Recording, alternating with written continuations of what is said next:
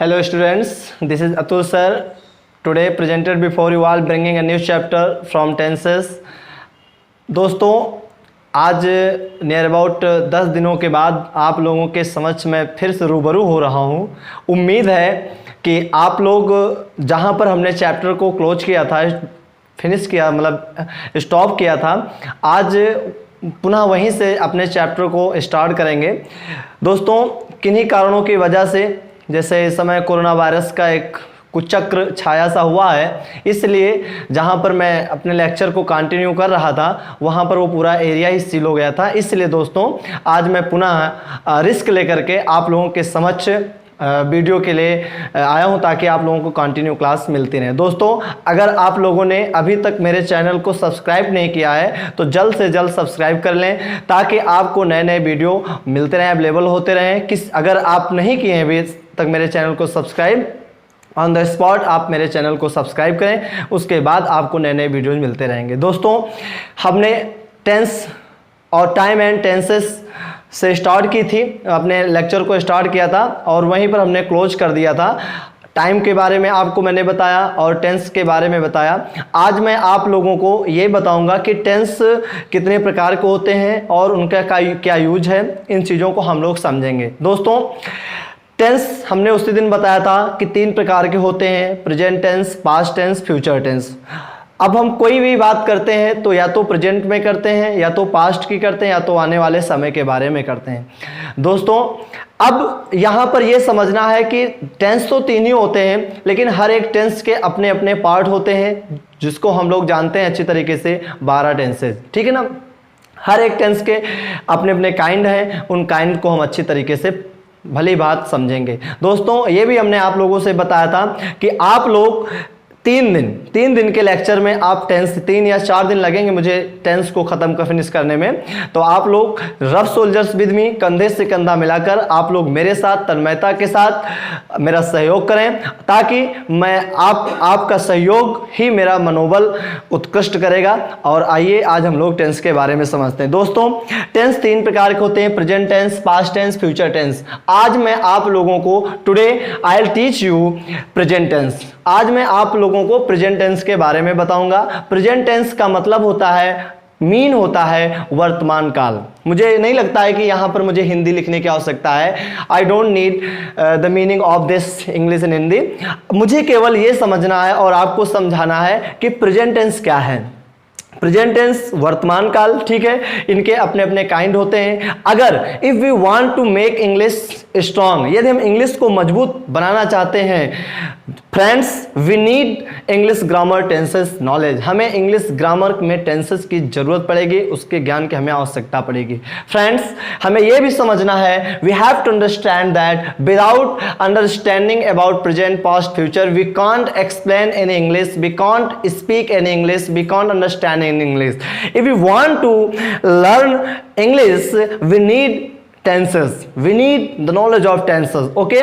तो हम जब जानते हैं, when we know that without knowledge of tenses we can't learn English well, why we are not doing work well understanding these chapters, है ना? अगर हम जानते हैं कि हमें इंग्लिश टेंस की इतनी आवश्यकता है तो हम क्यों नहीं इसको अच्छे से समझते हैं। ठीक है, आइए हम लोग समझते हैं। टेंस 3 प्रकार, present tense, past tense, future tense. आज प्रेजेंट टेंस के आपको प्रकार में बताऊंगा। ठीक है, प्रेजेंट टेंस के अपने प्रकार होते हैं 4। There are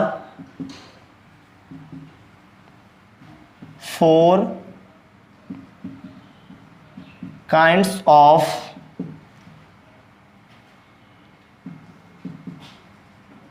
present tense. Present tense के 4 प्रकार होते हैं। फ्रेंड्स कितने प्रकार होते हैं? 4। Number 1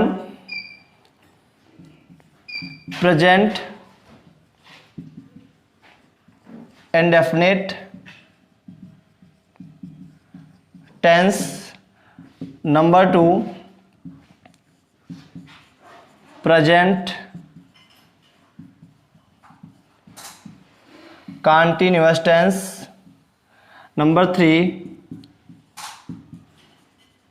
present perfect tense. Number 4 present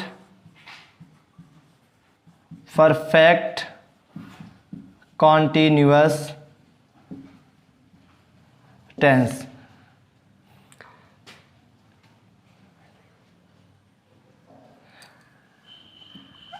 ठीक है, ये 4 प्रकार के आपके टेंस हैं। मीन्स प्रेजेंट के 4 प्रकार होते हैं। How many kinds of present tense? There are 4 kinds of present tense. Present indefinite tense, number 2 present continuous tense, number 3 present perfect tense, number 4 present perfect continuous tense. ठीक है, आइए अब जब हम लोग इनको समझने का प्रयास करते हैं, when we try to learn these, okay, जब हम इनको समझने का प्रयास करते हैं फ्रेंड्स, हमें यह आवश्यकता पड़ जाती है, we need what is present indefinite tense and what is present continuous tense, present perfect tense, present perfect continuous tense। Present indefinite क्या है? इंडेफिनिट का अर्थ ही होता है, अब देखो इंडेफिनिट का मतलब अनिश्चित, यानी कि जैसे मैं अंग्रेजी पढ़ाता हूं, आई टीच इंग्लिश, ठीक है, यानी कि कार्य होता तो है ना, लेकिन उसके बारे में नहीं पता चलता कि उसका मतलब कोई डेफिनेटी नहीं मिलती कि वो कार्य हो रहा है या नहीं हो रहा है, कोई वहां पर एक फिक्स टाइम वहां पर नहीं क्लियर हो पाता है फ्रेंड्स। अच्छा, तो इंडेफिनिट का मतलब कार्य तो चलता है, जो भी अपना चलता रहता है, लेकिन उसका कोई फिक्स टाइम नहीं क्लियर हो पाता फ्रेंड्स। अब यहां पर जो दूसरा आपके समक्ष लिखा हुआ है प्रेजेंट कंटिन्यूअस टेंस। प्रेजेंट का मतलब आप लोग जानते ही हैं वर्तमान, और कंटिन्यूअस का मतलब लगातार, यानी कि जो कार्य लगातार चल रहा हो। जैसे कोई तुमसे कहते हैं कि मैं अपना काम कर रहा हूं, है ना, I am doing my work, okay, यानी कि कार्य वो चल रहा है, but we don't know what is the time of that work, उस कार्य का समय क्या है ना, ये नहीं वो कब से चला, कब तक चलेगा, नो वहां पर कोई फिक्सिटी नहीं होती है। तीसरा है प्रेजेंट परफेक्ट टेंस।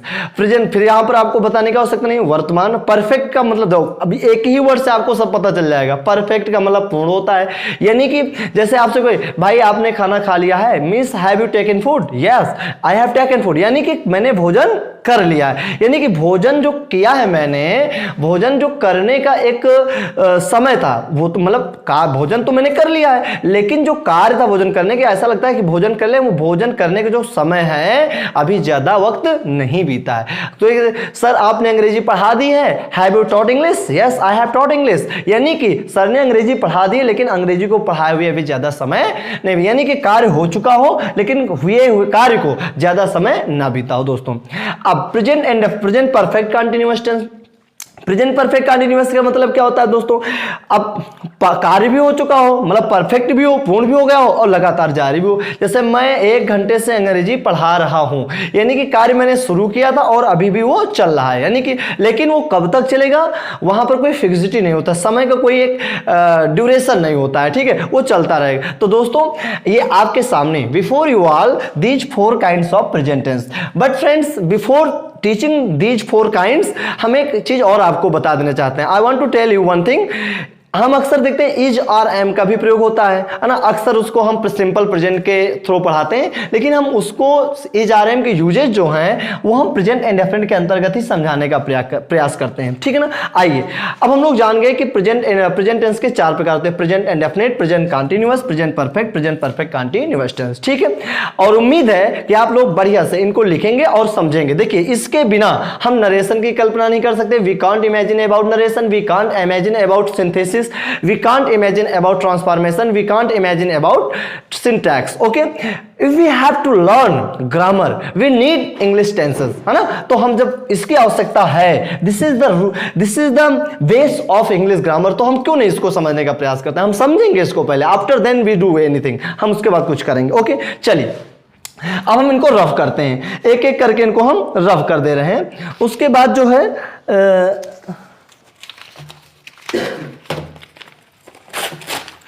अब देखिए अब हम चर्चा करेंगे। Now we shall discuss about present indefinite tense. देखिए प्रेजेंट इंडेफिनिट टेंस, आप लोग जल्द से जल्द कॉपी उठाएं, पेन उठाएं और फटाफट इसको लिखते चलें, ताकि क्योंकि स्पेस की कमी के कारण, due to the lack of space, है ना, प्रिपेयर और कॉपी एंड पेन, है ना। देखिए प्रेजेंट इंडेफिनिट टेंस, है ना। अब देखिए सबसे पहले हमको आवश्यकता किस चीज की होती है? पहचान की, एक्वेंटेंस की, है ना, कि प्रेजेंट इंडेफिनिट की का एक्वेंटेंस क्या है, पहचान क्या है, प्रेजेंट कंटीन्यूअस की पहचान क्या है, प्रेजेंट परफेक्ट की पहचान क्या है और प्रेजेंट परफेक्ट कंटीन्यूअस की पहचान क्या है।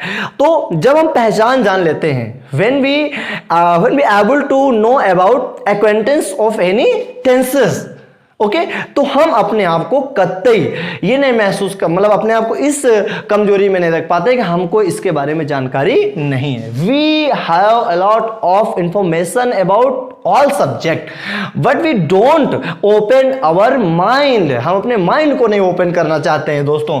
प्रेजेंट इंडेफिनिट, अब इसकी एक एक्वेंटेंस देखिए, ACQUAINTANC, एक्वेंटेंस मीन्स क्या होता है दोस्तों, पहचान। क्या होती है, पहचान। इसकी केवल एक पहचान है, ता है, ती है, ते है, बस ये पहचान है। ता है, ती है, ते है। अब देखिए इसी टेंस में आपको हम सब कुछ बता देंगे कि अगले जो टेंसेज हैं, प्रेजेंट कंटीन्यूअस, प्रेजेंट परफेक्ट, केवल आपको हम पहचान बताएंगे। और एक टेंस में आप लगभग 50 सेंटेंस बनाए डेली, 50 सेंटेंस डेली बनाए। और कहा गया है कि exercise makes a man perfect, means हम अगर लगातार अभ्यास करेंगे, व्यायाम करते हैं तो शरीर फिट होती है, एक्सरसाइज करते हैं तो नॉलेज फिट होता है दोस्तों, ठीक है ना। तो हम एक्सरसाइज करेंगे। अब आपको हम केवल एक इंडिकेशन दे रहे हैं, बस मेन कार्य आपको ही करना है, ठीक है ना। देखिए ता है, ती है, ते है, ठीक है। अब देखिए एक टेंस को कितने प्रकार से सर समझाना चाहते हैं, how many kinds, methods, Which kind of methods sir wants to explain before us all? Sir किन प्रकार के मेथड्स को, तरीकों को हम लोग सामने व्याख्या करना चाहते हैं। दोस्तों हमारे पढ़ाने का तरीका अगर आपको समझ में आ जाएगा तो आप कतई मेरे लेक्चर को देखना नहीं भूलेंगे, कंटिन्यू देखते रहेंगे, उठते जागते सोते खेलते सब, है ना। अब देखिए ये समझना है कि ता है, ती है, ते है, सर ने हमको बता दिया, ठीक है। अब सर ने हमको ता है, ती है, अब एक टेंस को हम 6 प्रकार से बताएंगे, है ना। जैसे मैंने कहा किसान खेत जोतता है, किसान खेत जोतता है। क्या किसान खेत जोतता है, किसान खेत क्यों जोतता है। मैं लखनऊ नहीं जाता हूं, क्या मैं लखनऊ नहीं जाता हूं, मैं लखनऊ क्यों नहीं जाता हूं। एक ही टेंस, एक ही सेंटेंस को हमने 6 प्रकार से बोल दिया, ठीक है। तो देखिए अब सबसे पहले हमको अगर टेंस समझना है तो उसके रूल को समझ, उसके फार्मूले को समझना होगा। फार्मूला का मतलब उसका जो एक, भाई मैथ है, मैथ अगर आप लोग आते हो तो बिना फार्मूला तो नहीं मैथ चल पाती है। साइंस है, साइंस बिना फार्मूले की नहीं चलती। वैसे इंग्लिश ग्रामर में भी फार्मूला होता है। अगर आपको सेंटेंस बनाना है तो आपको आवश्यकता, फार्मूला में लिख दे रहा हूं, फार्मूला, ठीक है, ए न्यू मेथड। अब देखिए सबसे पहले आपको आवश्यकता पड़ेगी सब्जेक्ट की। किसकी आवश्यकता पड़ेगी, सब्जेक्ट की। हमने अब सब्जेक्ट के बारे में अगर आप लोग अपने आप को नहीं समझ पा रहे हो तो भाई इसका मतलब कहीं ना कहीं आपने कमजोरी, हम सबसे पहले इसलिए बेस पढ़ाए थे, है ना। आप डालोगे some basic concept of English grammar, तुरंत आपको मिल जाएगा। Some basic concept of English grammar आपको फटाफट मिले। प्रोनाउन बाय तो सर, नाउन बाय तो सर, इसीलिए पूरा पार्ट्स ऑफ स्पीच मैंने डिफरेंट अलग अलग तरीके से बताया। अब टेंस भी आपको मैं अलग तरीके से बता रहा हूं। आपको आवश्यकता पड़ेगी सब्जेक्ट की। सब्जेक्ट के बाद आपको आवश्यकता पड़ेगी वर्ब की। किसकी आवश्यकता पड़ेगी, वर्ब, है ना। वर्ब भी कई प्रकार, हेल्पिंग वर्ब और मेन वर्ब, ठीक है। उसके बाद आपको आवश्यकता पड़ेगी ऑब्जेक्ट की। किसकी, ऑब्जेक्ट की। और उसके बाद आपको आवश्यकता पड़ेगी कॉम्प्लीमेंट की। किसकी, कॉम्प्लीमेंट की, ठीक है। देखिए अब एक सेंटेंस में बोलने जा रहा हूं, आप लोग उनको समझिएगा। जैसे आज वर्षा होती है। दोस्तों अब इस सेंटेंस को समझने के लिए एक चीज और मैं आपको बता देना चाहता हूं। चूंकि प्रेजेंट इंडेफिनिट में 2 चीजें हैं। अफर्मेटिव सेंटेंस में जो है एस या एस का प्रयोग होता है, या तो वर्ब की फर्स्ट फॉर्म का प्रयोग किया जाता है। यानी कि एस या एस का प्रयोग सर कहां करने वाले हैं और वर्ब की फर्स्ट फॉर्म का प्रयोग कहां करने वाले हैं। तो दोस्तों ये देखिए हमने वर्ब बताया, वर्ब की 5 फॉर्म होती हैं, present form, first past form, third form, यानी कि first form, second form, third form, ठीक है। गो पेंट गन और गोज, GOES, यानी कि गोज को हम एस या ES फॉर्म कहते हैं। और going, going means ING form कहते हैं। दोस्तों ये देखिए जैसे यहां पर आपके सामने लिखा है गो, क्या लिखा हुआ है, गो। अब इसमें आप ES जोड़ दीजिए, बन जाएगा गोज। लेकिन ये गोज प्रयोग किसके साथ किया जाएगा, कौन से सब्जेक्ट के साथ गोज आएगा, ये समझना होगा। चूंकि जो मैंने आपको बताया था नाउन, नाउन जब पढ़ा रहा था मैंने बताया था सिंगुलर नंबर, सॉरी नंबर बताया था, सिंगुलर नंबर एक वचन, प्लूरल नंबर बहुवचन, यानी कि सिंगुलर नाउन के साथ हम एसईआईएस का प्रयोग करेंगे और प्लूरल नाउन के साथ हम एसईआईएस का प्रयोग नहीं करेंगे, सीधे वर्ब की फर्स्ट फॉर्म का। अगर ही आ जाता है, सी आ जाता है, ओके, इट आ जाता है, ठीक है, कोई नेम आ जाता है, ठीक है, कोई name, he see it name आ जाता है, तो इनके साथ हम किसका प्रयोग करें, वर्ब की फर्स्ट फॉर्म में एस या एस लगा देंगे। और अगर आई आता है, वी आता है, दे आता है, यू आता है, ओके, प्लूरल वर्ब आता, प्लूरल नाउन आता है, सॉरी प्लूरल नाउन,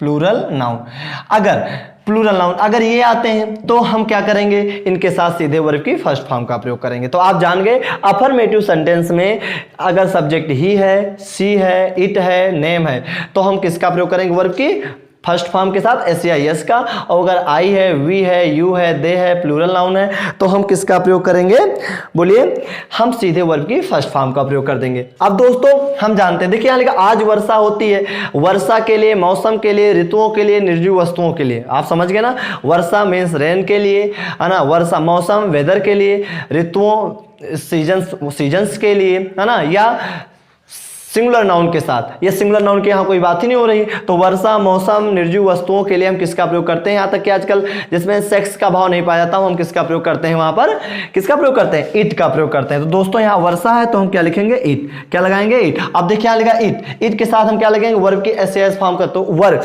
वर्षा होती है तो रेन, क्या होती है, रेन। अब क्या करोगे, इसमें एस जोड़ दोगे, इट रेन्स। और आज की अंग्रेजी टुडे, तो आप बताइए कहीं आपको प्रॉब्लम हुई, आपने बना डाला। अब देखिए यहाँ पर सब्जेक्ट क्या आ गया, इट आ गया, वर्ब मींस रेंस हो गया, और टुडे तो मान लीजिए एक टाइम सूचक वर्ड है ना, टाइम इंडिकेटेड वर्ड है, तो इसमें कोई आवश्यकता नहीं। तो आप समझ गए वर्षा मौसम ऋतुओं के लिए किसका प्रयोग करोगे, इट का। अब एक सेंटेंस और बोल रहा हूं मैं, मान लीजिए यहां मैंने लिख दिया अनिल हमेशा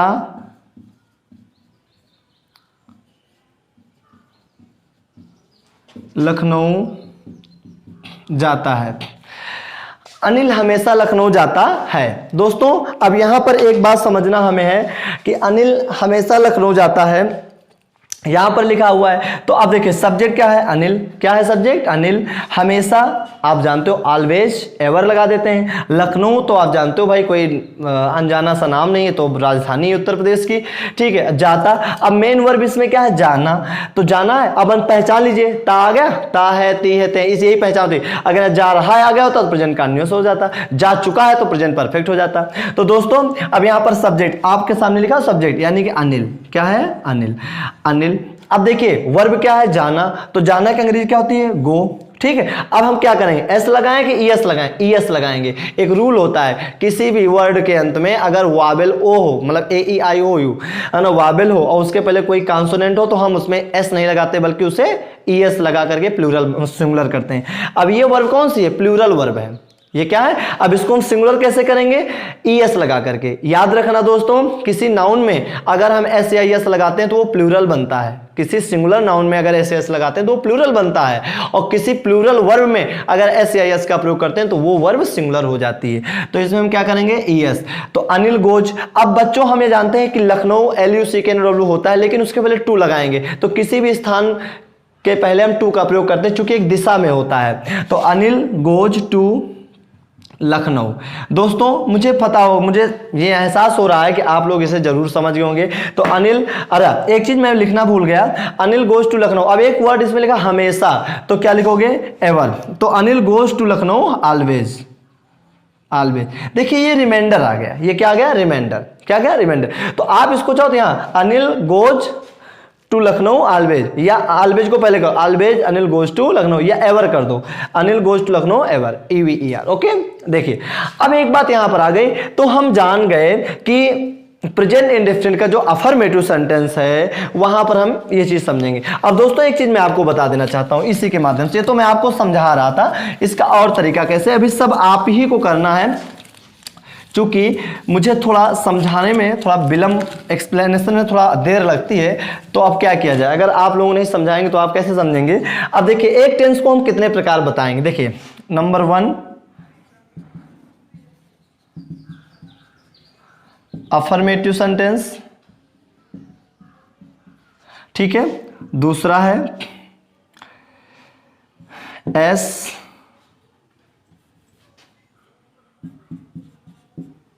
एस आर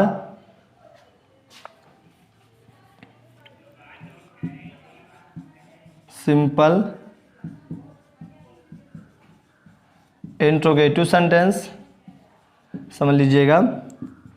तीसरा है WH टाइप सेंटेंस, ठीक है।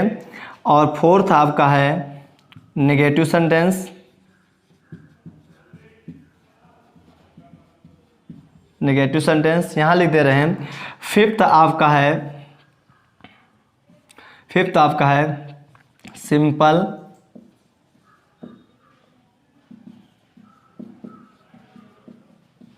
Interrogative negative sentence. और लास्ट आपका है WH type negative sentence.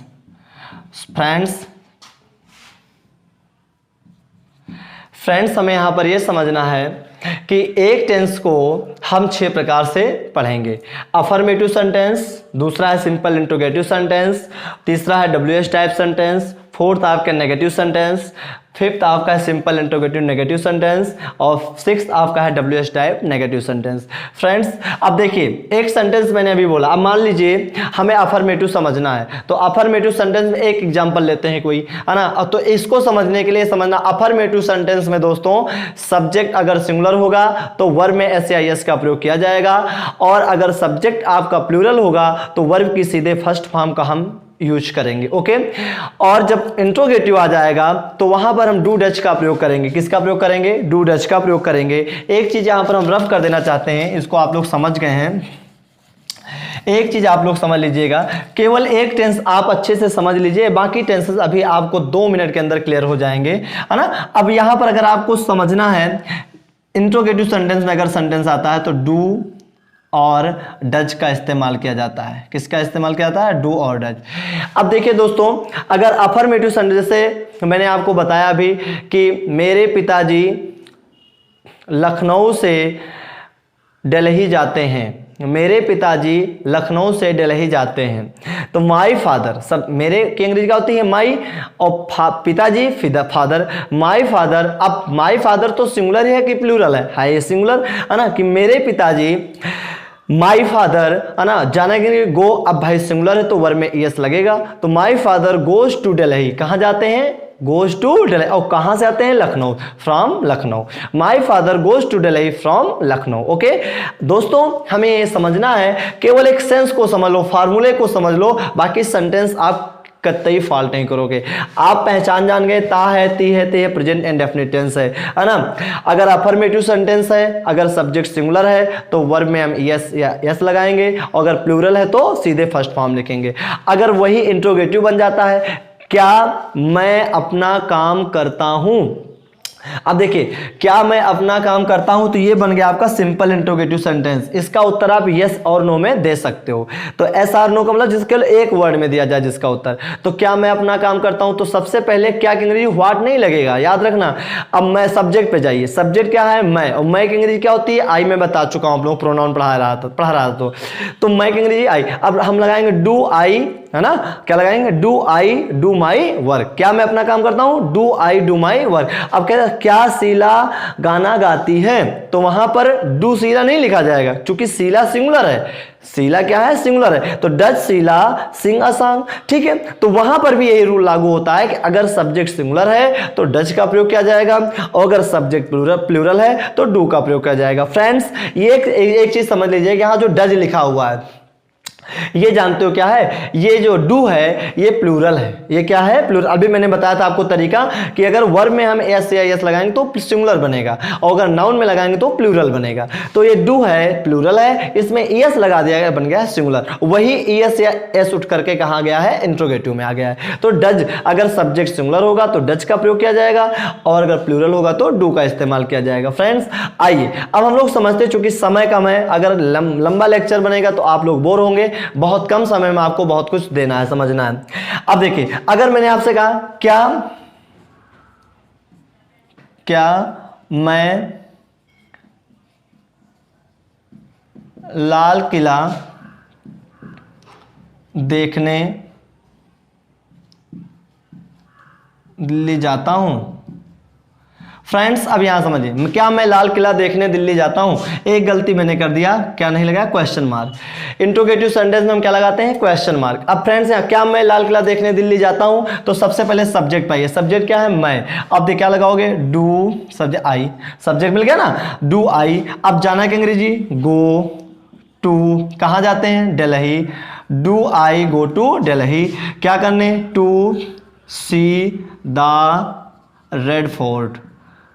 Red fort friends बन गया। हमें तो लगता है आप लोग समझ गए होंगे। बस केवल आपको स्ट्रक्चर समझना है कि अफर्मेटिव का स्ट्रक्चर क्या होगा। तो अफर्मेटिव का स्ट्रक्चर क्या होगा, सबसे पहले सब्जेक्ट, फिर वर्ब, एस आर वर्ब की फर्स्ट फॉर्म, फिर ऑब्जेक्ट, है ना। एक चीज मैंने यहाँ पर नहीं लिखा था जब अफर्मेटिव बना रहा था, तो आप लोग समझ लीजिएगा कि सब्जेक्ट होगा, फिर वर्ब होगा, फिर ऑब्जेक्ट होगा, फिर कॉम्प्लीमेंट होगा, है ना। उसके बाद अगर इंट्रोगेटिव है तो सबसे पहले do or does plus subject plus V1, है ना, क्योंकि डू आर डज लग जाएगा तो वर्ब की फर्स्ट फॉर्म ही आएगी। तो do or does plus subject plus V1 plus object plus reminder at last question mark हो जाएगा, ठीक है ना। अब WH की बात आती है, तो WH में क्या हो, जैसे अब देखिए यहां तुम वहां क्या करते हो, है ना, तुम वहां क्या करते हो। अब देखिए ये जो वर्ड क्या है बीच में आ गया, तो इसकी अंग्रेजी क्या हो जाएगी, व्हाट। यहां क्यों आता तो व्हाई, कौन आता तो हु, कहां आता तो वेयर, ठीक है, कैसा होता तो हाउ, ओके। अब यहां पर क्या लगाएंगे, व्हाट, क्या लगाएंगे, व्हाट। अब सब्जेक्ट क्या है, तुम, क्या है, तुम। अब क्या लगाएंगे, do you, what do you, है ना। अब ये हेल्पिंग वर्ब है, ये सब्जेक्ट और ये क्या है, WH वर्ड है, व्हाट डू यू। अब मेन वर्ब करना की अंग्रेजी डू, अब वहां की अंग्रेजी there, what do you do there. Friends हमें उम्मीद है कि आप लोग समझ गए होंगे, ठीक है ना। तो ये चीजें हैं, आप अपनी कॉपी उठाइए और डेली आप कम से कम 20-20 सेंटेंस बनाएं हर एक टेंस से, ताकि आपके लिए इजी हो जाए। अगर जितना टेंस हमारा स्ट्रांग होगा, जितना हमें टेंस की जानकारी होगी, उतना अभी जैसे हम नरेशन लेकर के आएंगे तो आपको वहां टेंस की आवश्यकता पड़ेगी, तब आपको हाँ सर आपने तो बहुत अच्छा किया था हमारे साथ, ठीक है। तो आप लोग जल्द से जल्द इसको कंप्लीट करते रहें, ओके। अब हम लोग बात करते हैं, एक सेंटेंस और होता है कि तुम्हें हिंदी कौन पढ़ाता है। फ्रेंड्स अब यहां पर एक समझने वाली बात हमारे सामने ये आती है कि सर ने आप कौन बताया। याद रखना, अगर बीच में क्या आता है तो व्हाट लगा देते हैं, है ना, कहाँ आता है तो वेयर लगा देते हैं, सब कुछ ठीक है। लेकिन अगर कौन आ जाता है, कौन की अंग्रेजी क्या होती है, हु। और अगर कहते तुमको अंग्रेजी कौन पढ़ाता, तो अगर मैं इस समय आपको लेक्चर दे रहा हूं यूट्यूब के माध्यम से, तो मैं अकेला ही तो बंदा रहूंगा कि मेरे बगल अगला व्यक्ति भी खड़ा होकर के कहे भाई मैं भी एक इंग्लिश का लेक्चरर हूं, है ना। यानी कि जरूर वो भी अच्छा पढ़ाएगा, बट दोनों लोग अगर एक ही चीज को पढ़ाएंगे तो जो वर्ड होंगे मिक्स, मतलब मैच करेंगे और आवाज भी मैच करेगी, मतलब एक टकराएगी, तो हम लोग लेक्चर नहीं दे पाएंगे। तो एक ही समय में एक ही व्यक्ति पढ़ाता है ना। तो कौन के, तो ऐसी सिचुएशन में, in this situation we need SRES with verb, है ना। तो कौन की अंग्रेजी क्या होती है, हु। याद रखना ये WH वर्ड सेंटेंस तो है, लेकिन अफर्मेटिव में नॉट लग जाए, अगर नहीं लगा होता तो निगेटिव बन जाता हु। अब पढ़ाने के टीच, क्या लगाते हैं, teach, TEACHES, sorry, who teach. अब तुम्हें you, who teach you, who teach, दो सब्जेक्ट, यहां पर दो ऑब्जेक्ट हैं, एक है तुम्हें और Hindi. Who teach Hindi to you, ये हो गया आपका क्वेश्चन मार्क। आप लोग समझ गए।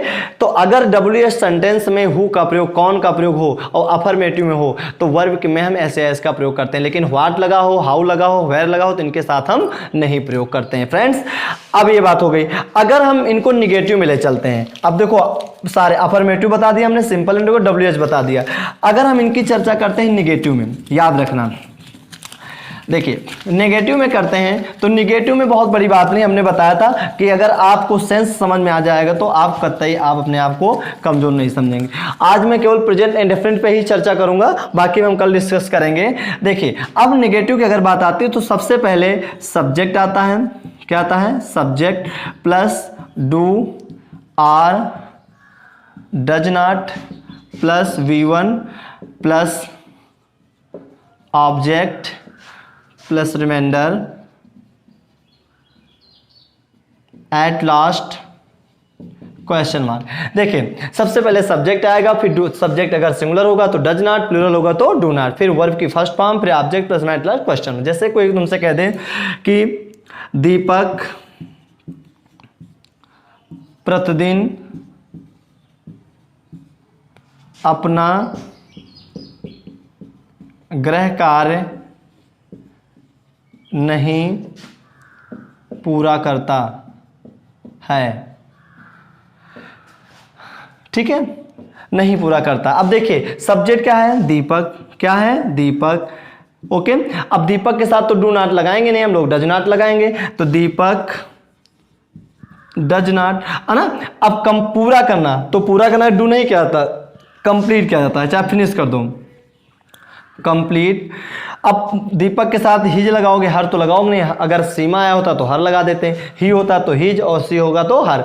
ही के साथ अपना जी हिम सॉरी हिज होता है, सी के साथ हर होता है, आई के साथ माई होता है, वी के साथ अवर होता है, यू के साथ योर होता है, दे के साथ देर होता है, इट के साथ इट्स होता है। ओके, तो दीपक डज नॉट कंप्लीट हिज, अब क्या लिखोगे? गृह कार्य, अपना गृह कार्य, तो हिज होमवर्क,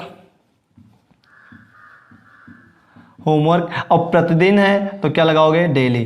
फ्रेंड्स आप लोग समझ गए। अब इसी तरीके से आप कई सेंटेंस बना दीजिए। कहते वह लड़के कक्षा में शोर नहीं मचाते हैं। दोज बॉयज, वह लड़के, दोज बॉयज, वह लड़कियां, दोज गर्ल्स, ये लड़के, दीज बॉयज, ये लड़कियां, दीज गर्ल्स। ओके, तो प्लूरल है ना, तो those boys do not make a noise in the class. शोर मचाना को हम कहते हैं मेक अ नॉइज, तो those boys do not make a noise in the class. Friends अब देखिए अगर इसी को हम कहते हैं इंट्रोगेटिव निगेटिव बनाना हो तो क्या दीपक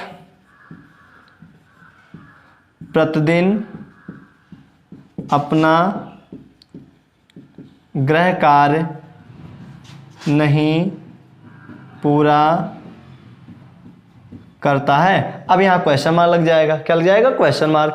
तो अब भाई सब्जेक्ट तो आपका दीपक ही है ना, तो यहाँ पर जैसे यहाँ डज नॉट लग गया था, अब इसका सिचुएशन हो जाएगा कि सबसे पहले डज आ जाएगा।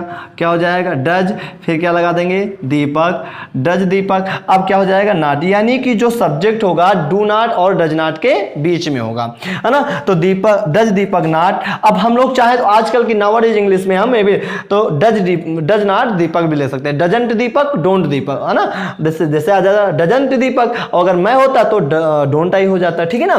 तो डज दीपक नॉट, और चाहे लिख दो डजंट दीपक, है ना। तो डज दीपक नॉट। अब क्या लगाओगे? Complete his homework. फ्रेंड्स हम लोग HW भी लिख सकते हैं, होमवर्क, है ना, डेली, डेली क्वेश्चन मार्क, ठीक है ना, कोई प्रॉब्लम। अब अगर ये कह दिया जाए दीपक अपना गृह कार्य